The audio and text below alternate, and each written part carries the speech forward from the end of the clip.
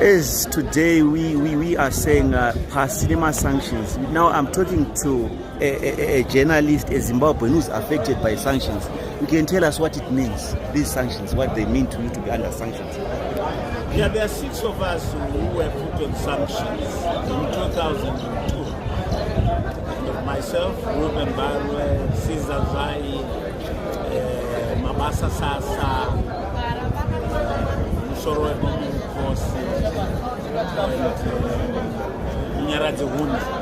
and the late Judith Makwai. We were all put on sanctions. We were not travel to America, including our bank state. You know, we couldn't bank with international bank when they seized our money and they stopped us transacting. So it has been a heavy thing, but to us, the 5 who are still living, we think it is a badge of honor. We continue, we don't compromise on matters of principle.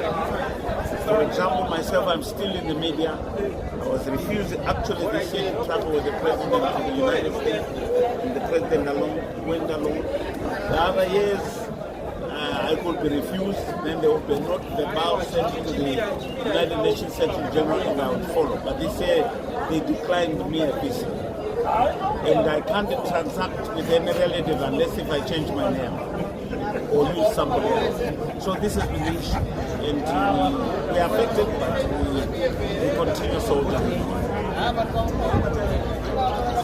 Yes, as you can hear, that sanctions impacts everyone, including the media fraternity. So what's needed is for us to soldier on in the midst of adversity. Sanctions or no sanctions, Zimbabwe will move on. It's not past cinema sanctions. We thank you.